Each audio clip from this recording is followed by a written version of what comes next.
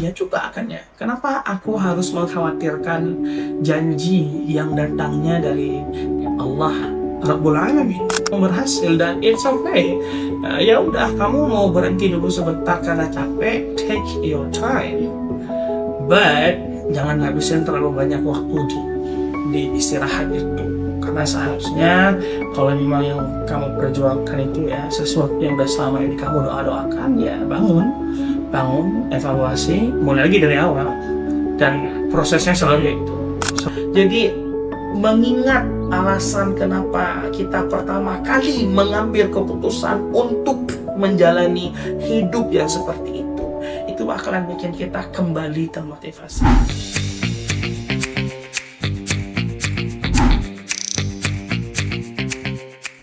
Assalamualaikum warahmatullahi wabarakatuh. Alhamdulillah, hari ini senang sekali kita bisa kembali hadir dalam podcast dari UKM Rumah Quran. Nah, di episode pertama ini kita akan membahas tema yang sangat-sangat dekat dengan kehidupan anak muda sekarang, yaitu tentang bagaimana menumbuhkan semangat berjuang dan belajar dari segala keadaan yang kita hadapi. Nah teman-teman, kadang hidup kita itu kan gak selalu berjalan sesuai dengan rencana. Kadang ada gagal, ada kecewa, capek, bahkan merasa tertinggal dari orang lain. Tapi ternyata dari semua keadaan itu selalu ada pelajaran yang Allah titipkan ke kita. Dan hari ini teman-teman, tentunya kita tidak sendiri karena udah hadir bersama kita pemateri yang insya Allah akan berbagi banyak pandangan dan pengalaman. Siapa yang insya Allah. Oke, sebelum masuk ke pembahasan nih, boleh nggak Abang memperkenalkan diri terlebih dahulu sama teman-teman pendengar? Baik, Bismillahirrahmanirrahim. Assalamualaikum warahmatullahi wabarakatuh, teman-teman semua. Saya Diki Arifaldi, dosen di Fakultas Hukum Universitas Syah Kuala. Sekarang juga sebagai Ketua Satgas PPKPT, Satgas Anti Kekerasan USK.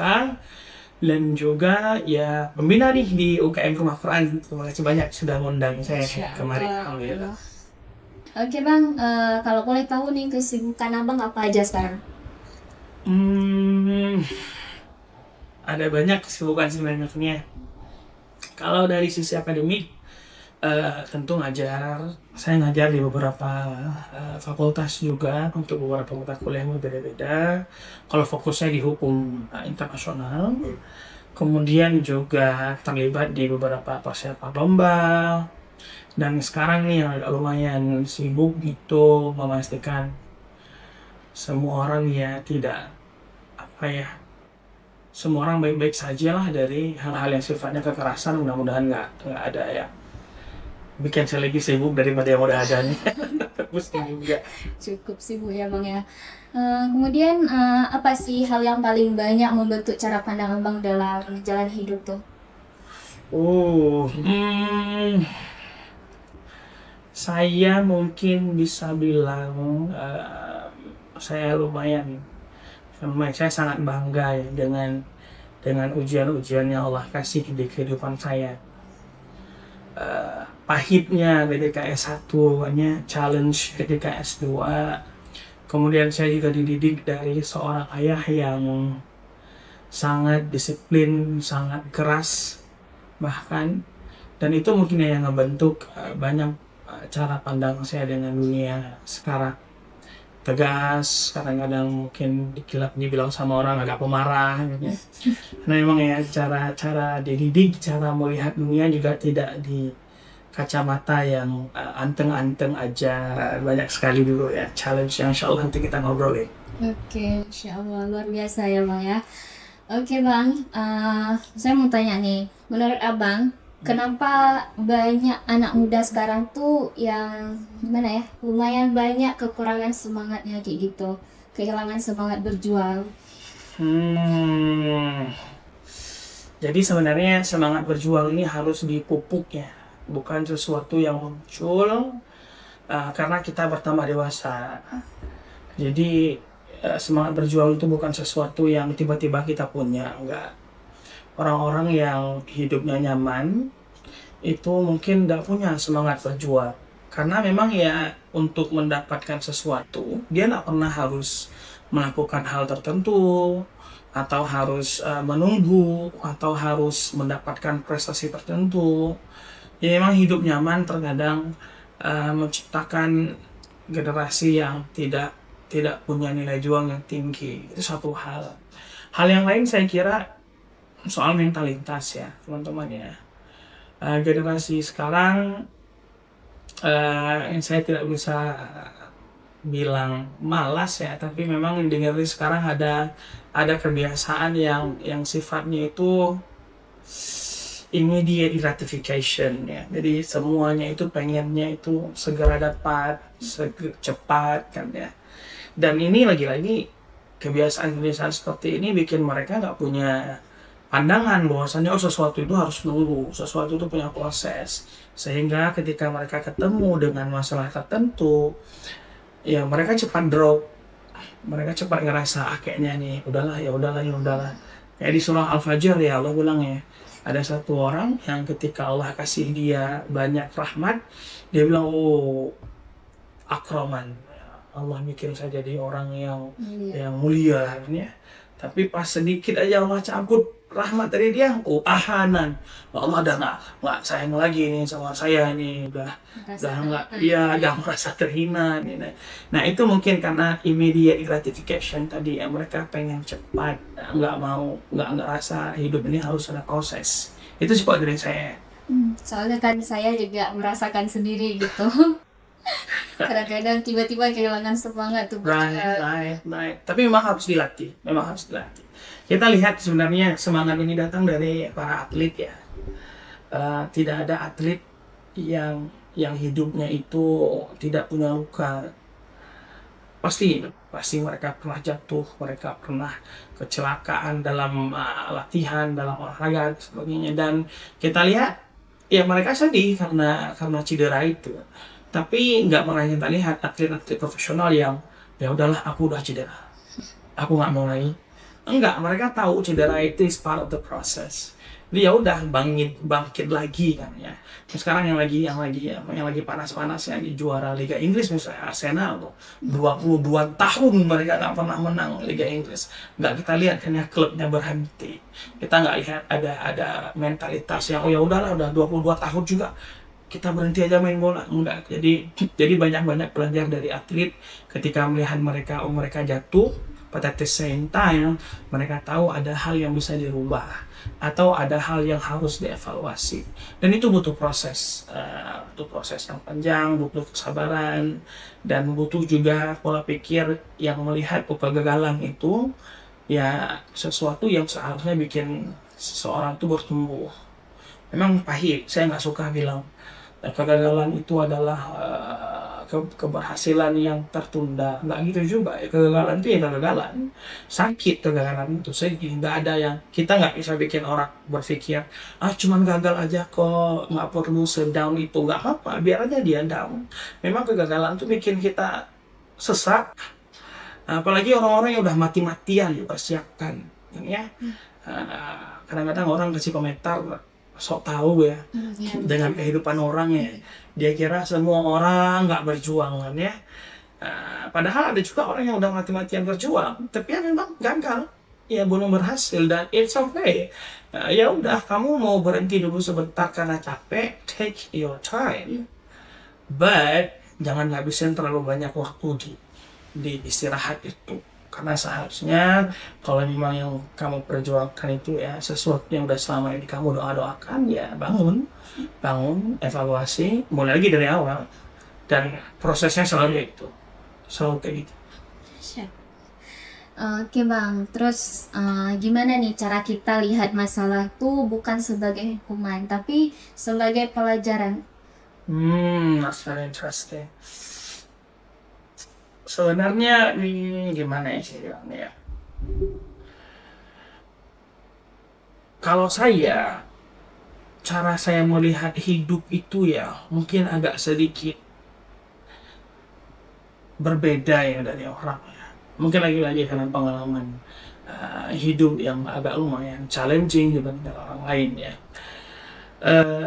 Saya selalu melihat kalau misalnya saya punya goals, saya punya tujuan tertentu, saya selalu melihat kalau belum sampai ke tujuannya, maka belum saatnya berhenti berjuang.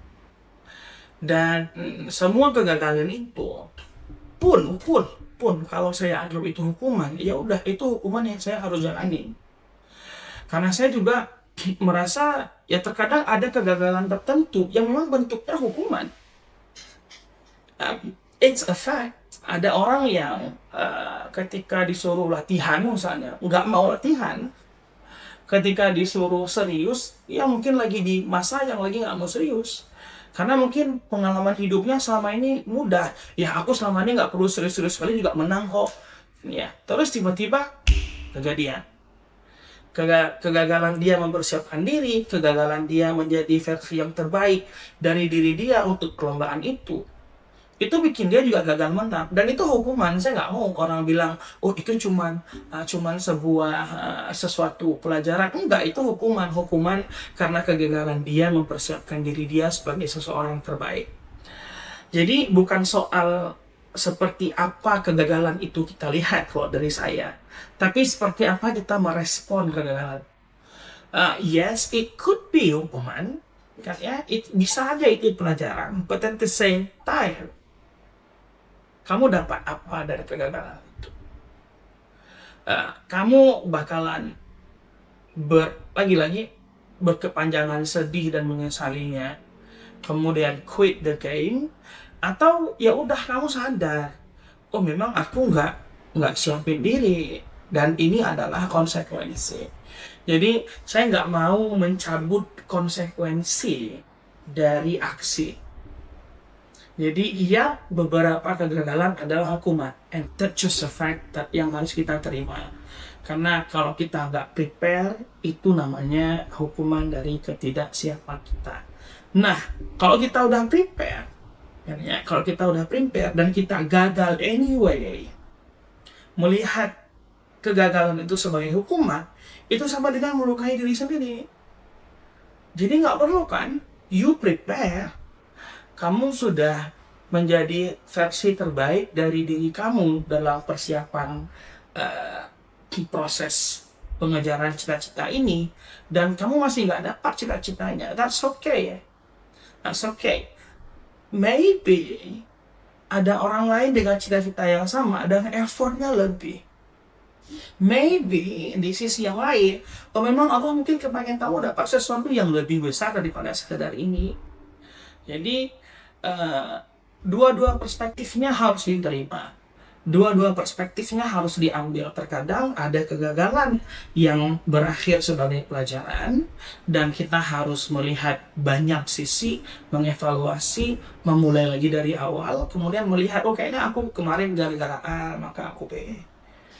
Dan juga ada kegagalan yang sifatnya hukuman, and you should take that true sebagai konsekuensi. Jangan nanti, oh enggak kok ini bukan hukuman. No, it is hukuman. Itu konsekuensi dari cara kita bertindak. Itu sifat dari saya. Berarti setiap keadaan sulit itu juga bukan kayak sesuatu yang buruk kayak gitu. Ya belum tentu sesuatu yang buruk, tapi lagi-lagi hukuman juga bukan sesuatu yang harus dilihat buruk kan. Seharusnya seorang guru ketika anak didiknya tidak mengerjakan tugas akan menghukum anak didiknya. Satu, pelajarannya adalah konsekuensi. Kalau kamu tidak melakukan ini, konsekuensinya seperti ini. Dua, gurunya juga kepengen anaknya itu tahu kan dampaknya begini. So you should learn, dan jangan ulang lagi. Jadi sebenarnya nggak dianggap hukuman itu seharusnya tidak dianggap sebagai sesuatu yang jahat, sesuatu yang buruk kan ya. Karena Allah juga negur kita dengan hukuman kan ya. Kita bukan nabi ya, yang Allah tegur dengan ayat ya. Atau Allah kita ditegur dengan hukuman terkadang, walaupun lagi-lagi Allah yang Maha Rahman, hukumannya itu terkadang ya sangat nyaman di telinga atau sangat nyaman di hati. Misalnya ditegur oleh seseorang yang kita cintai, itu bentuk hukuman kan ya. Allah kirimnya melalui orang-orang yang kita cintai. Mungkin Suci punya teman kan ya, ketika Suci buat salah, hukuman dari Allah adalah ditegur oleh sahabat dekat ya. Jadi lagi-lagi hukuman tidak kemudian harus buruk kan ya. Jadi bisa jadi hukuman itu untuk bikin kita upgrade. Itu sih kalau saya lihat ya. Sifat. Oke, menurut abang nih, kenapa seorang manusia itu harus terus belajar dari lingkungan sekitarnya dan apakah pelajaran hidup itu harus selalu datang dari orang-orang hebat, Bang? Nah, no. Eh, Ketika saya S1 ya, saya bekerja di banyak tempat ya untuk bertahan hidup sebagai mahasiswa pada saat itu saya bekerja di banyak tempat. Saya bekerja di TPA, saya bekerja dengan kawan-kawan di parkiran, di beberapa kasus tertentu saya bahkan eh, membantu mengerjakan tugas orang eh, di berbagai tempat, saya punya teman yang punya catatan kriminal, eh, berganja, ya. Saya punya banyak sekali teman dengan latar belakang yang berbeda-beda. Lagi-lagi, kalau hari ini belum makan dan yang available adalah uh, ngulik semen ya, gitu kan ya. Jadi saya satunya lumayan ini lah. Dan dari setiap mereka itu ada pelajaran.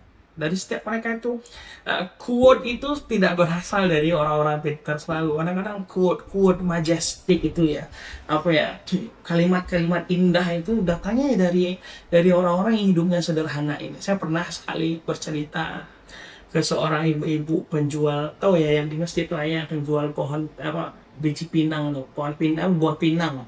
Kalau kita mau makan makanan itu sirih kan ya, beli pinang beliau ya.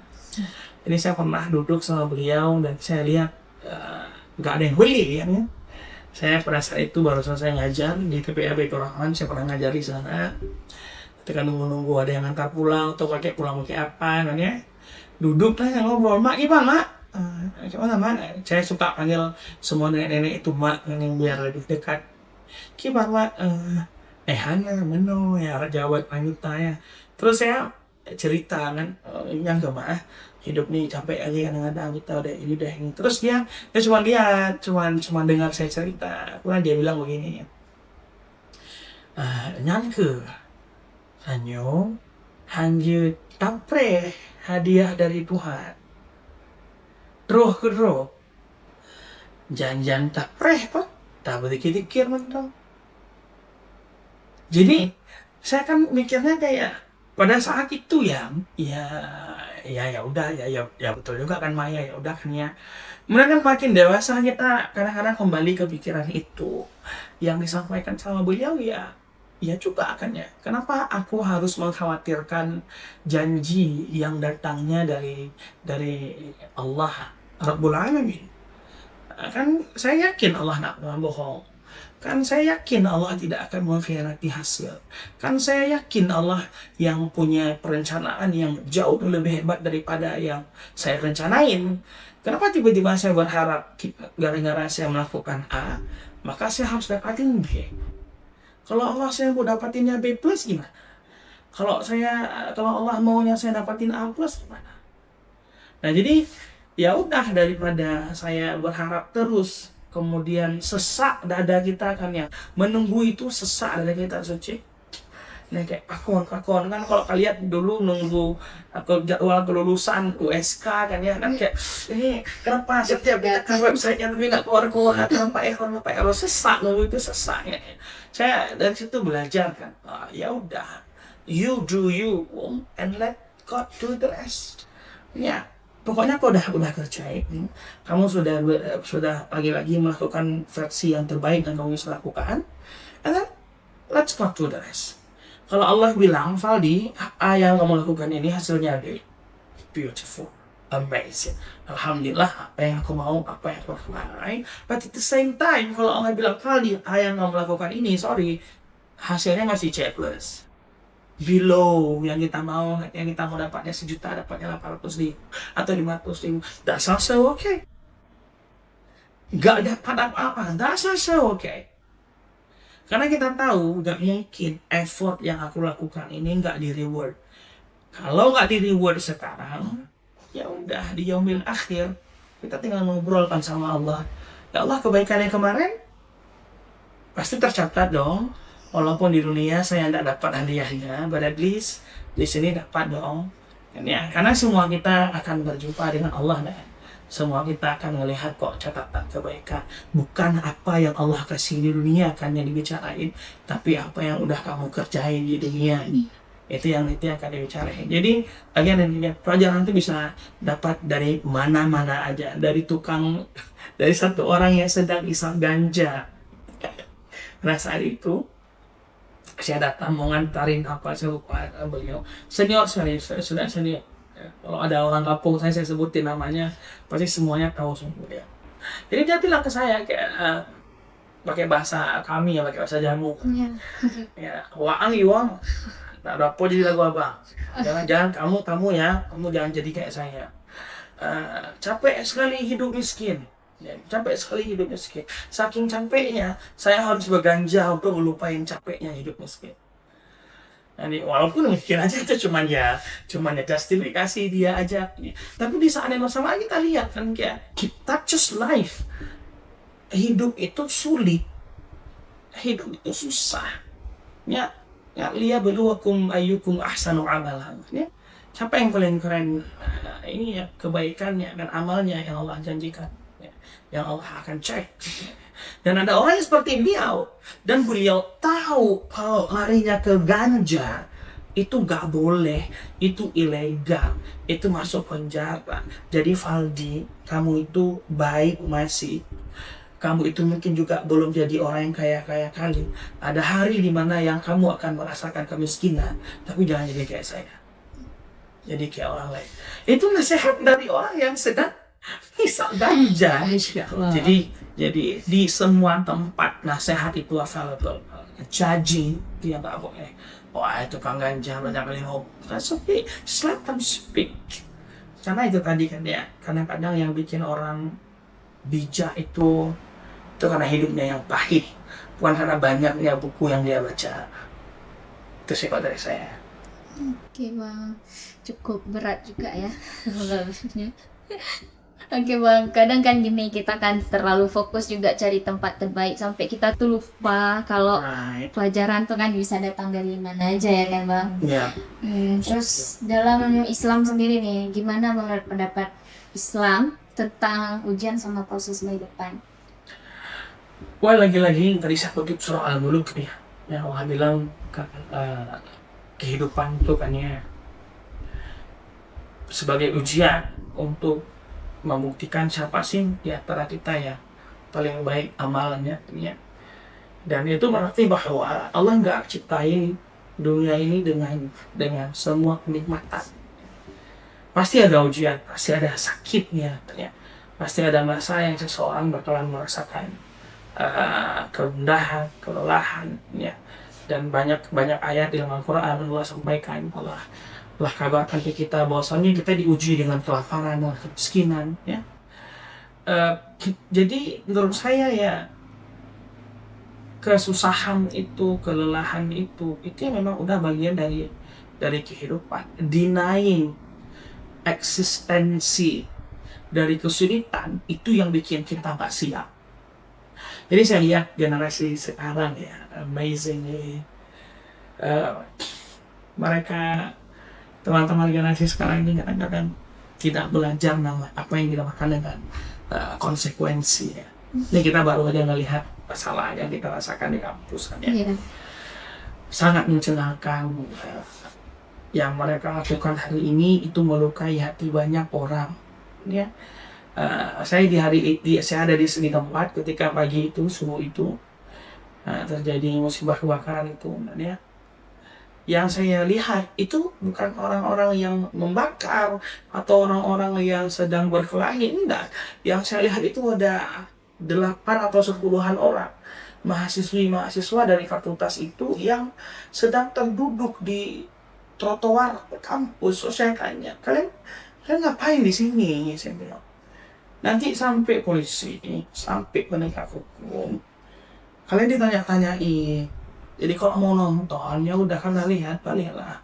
Terus satu orang perempuan, orang mahasiswi jawab begini, dengan wajah yang berkaca-kaca, dia jawab begini.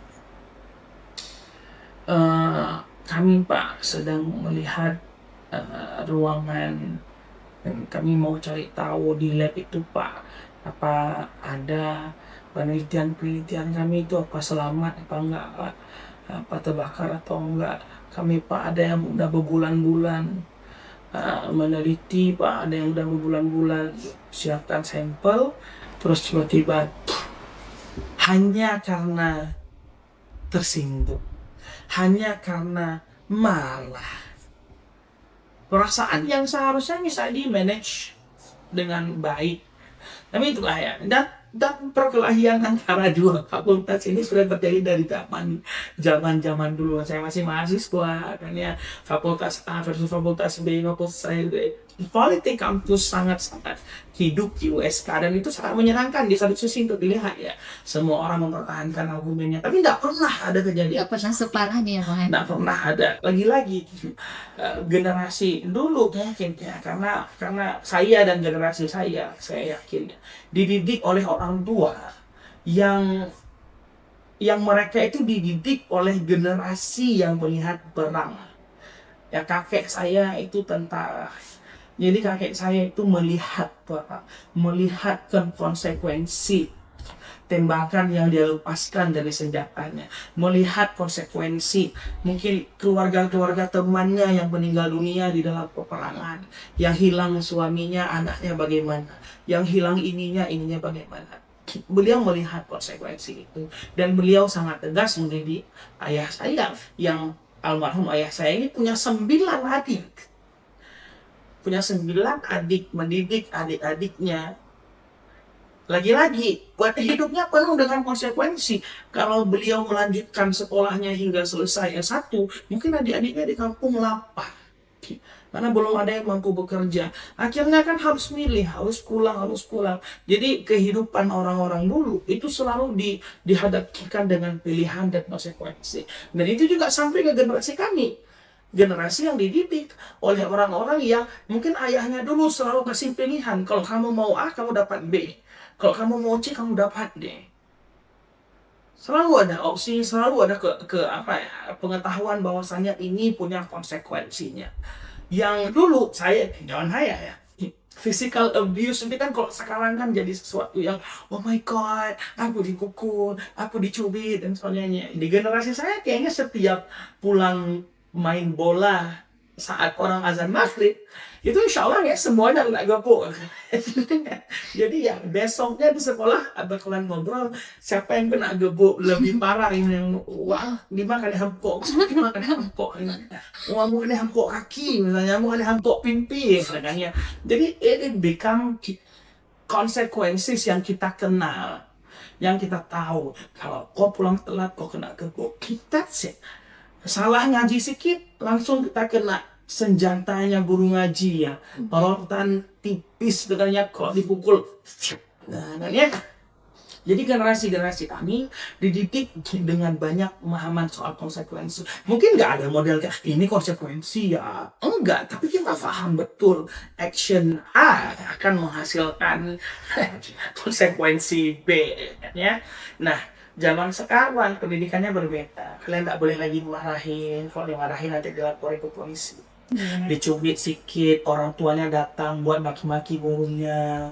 Nah, kita lihat banyak sekali video-video yang viral seorang guru diludah oleh muridnya. Di zaman kayaknya kok ada yang meludah tuh dari belakang akan nggak tahu ini smackdown kali ya sama yang lain. Jadi generasi yang tidak paham konsekuensi, karena memang pendidikan yang tidak lagi memperkenalkan konsekuensi, ya, itu sering sekali gagal dalam menghadapi, ya itu tadi ya, musibah, dalam menghadapi challenge, dalam menghadapi kesulitan yang ada di dunia ini. Dan Islam selalu memandang konsekuensi itu perlu. Allah tidak hanya mengirimkan Rasul untuk bercerita soal basyirah ya, tapi juga nadhirah. Jadi bukan cuma kabar gembira yang Rasulullah itu bawa kepada kita kaum muslimin, tapi ya Rasulullah juga cerita soal nadhirah, soal ini loh ancamannya. ini kabar gembiranya, ini ancamannya. Kan yang di banyak surah yang kita lihat bagaimana kemudian Allah sampaikan orang-orang yang kafir, orang-orang yang tidak beriman, ya mereka akan berada di neraka khalidina fiha abada. Kalau kita lihat dalam surah Al-Bayyinah ya. Jadi ya itu tadi, selalu ada konsekuensi, selalu ada hasil dari sebuah action. Amanu tempatnya baik, yang tidak beriman tempatnya buruk. Kalau melakukan A dapat B, no. So, always. Jadi Islam selalu memperkenalkan agama ini sebagai agama yang bakalan mencari atau bakalan memastikan akuntabilitas dari seseorang itu ditegakkan. Kalau enggak ditegakkan di sekarang, maka Allah akan tegakkan di yaumil akhir. Nah, kita kan sering dengar itu kan ya. Bagaimana nih koruptor-koruptor yang hidupnya santai-santai aja.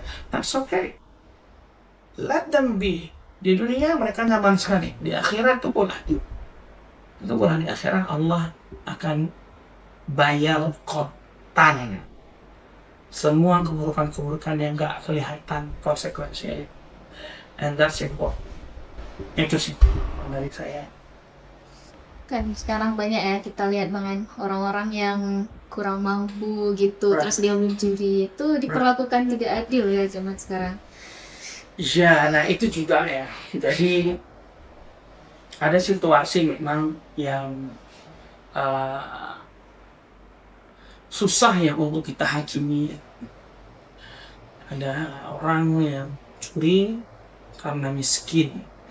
Ada orang yang membunuh bahkan karena melakukan pembelaan terhadap istrinya, yang kasus begal kemarin misalnya ya.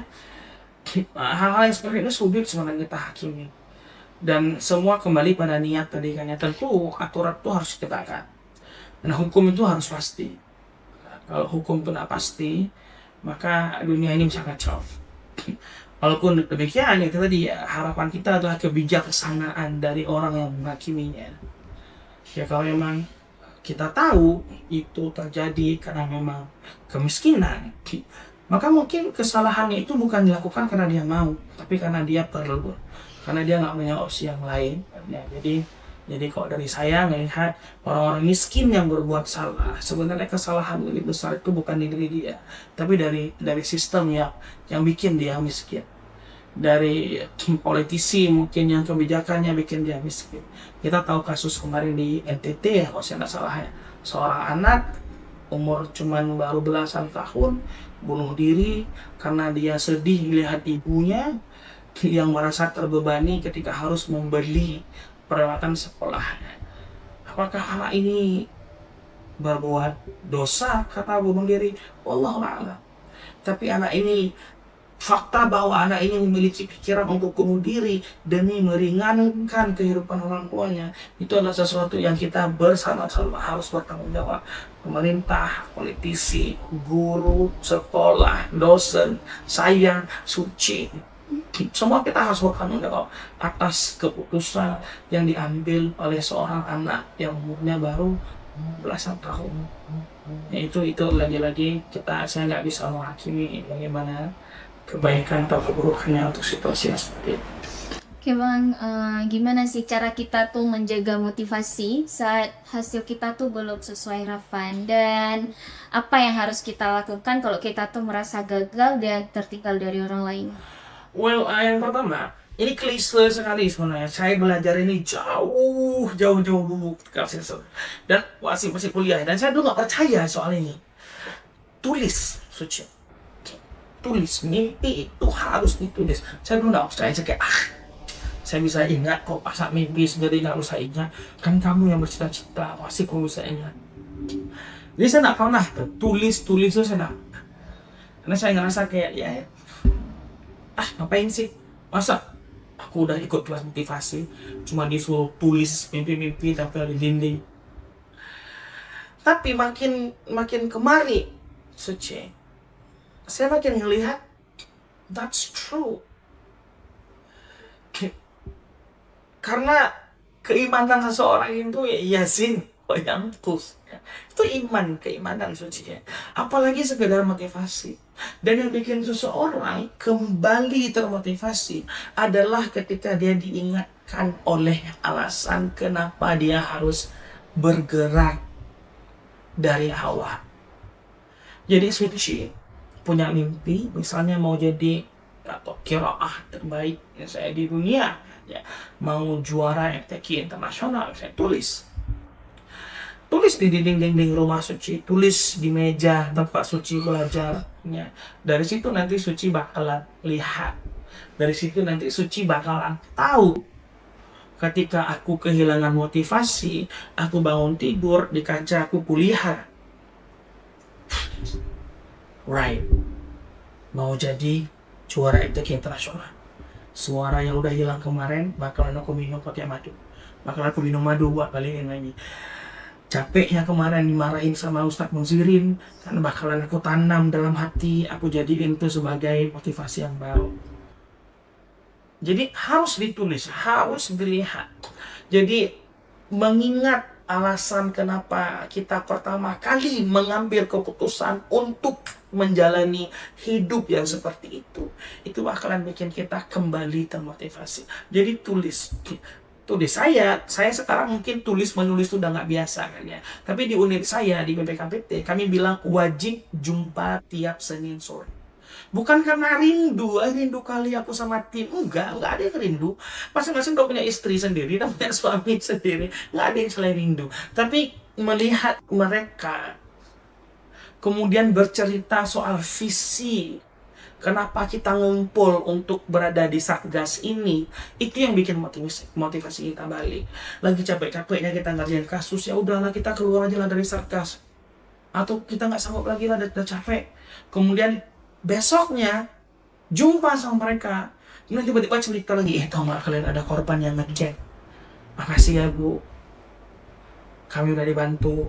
Saya kepikiran mau bunuh diri, tapi setelah ngobrol dengan ibu, saya ini dan ini.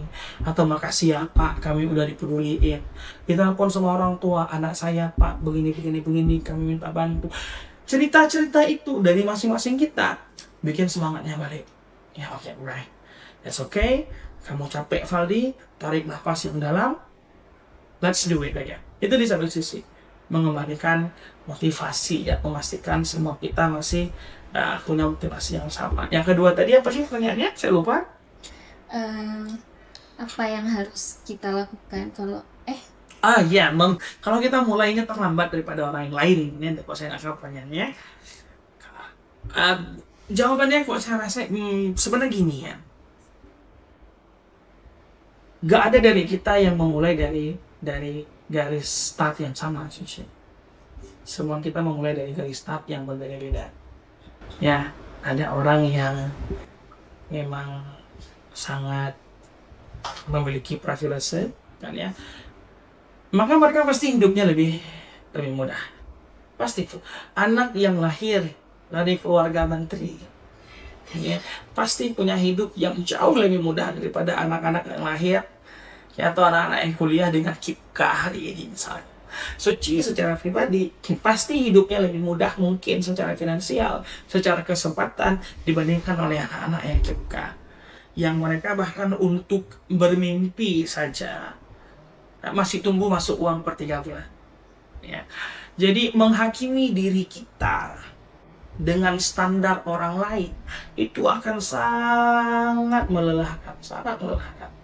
Jadi biasakan memahami bahwa setiap dari kita punya tanggal lahir yang berbeda, punya kondisi lahir yang berbeda. Ya, setiap kita diselimuti dengan selimut yang berbeda, tidur di tempat tidur yang berbeda, bahkan dengan adik kandung kita sendiri pasti berbeda. Apa urusannya kita harus merasa tertinggal ketika memang kita mulainya udah berbeda anyway? Apa urusannya kita harus merasa kerdil atas prestasi orang lain, padahal memang dari awal dia lebih duluan ke sana dan aku baru mulai di sini. Jadi qanaah juga menjadi salah satu solusi.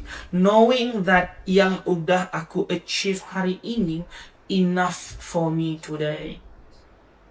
untuk yang selanjutnya, let's do it again. Jadi jangan berharap apa yang di-achieve oleh orang lain selalu harus menjadikan kita dapatin hal yang sama. Ya, jadi selalu maaf, pahami bahwa masing-masing kita pasti akan Allah berikan bagian yang seharusnya kita dapatin. Itu sudah janji. Oke, Masya Allah. Terima kasih banyak ya Bang untuk semua pelajaran sama cerita-cerita yang udah dibagikan hari ini. Ya, sama-sama. Semoga dari podcast episode pertama ini kita bisa belajar ya teman-teman, bahwa kehidupan kita itu bukan tentang siapa yang paling cepat sampai, tapi siapa yang tetap bertahan dan terus belajar dalam setiap prosesnya. Karena bisa jadi ya kan, pelajaran terbesar dalam hidup kita tuh justru datang dari keadaan kita yang paling sulit. Benar ya Bang? Setuju. Saya selaku moderator pamit undur diri. Jazakallah Bang untuk kehadirannya hari ini. Saya akhiri. Wassalamualaikum warahmatullahi wabarakatuh. Waalaikumsalam warahmatullahi wabarakatuh.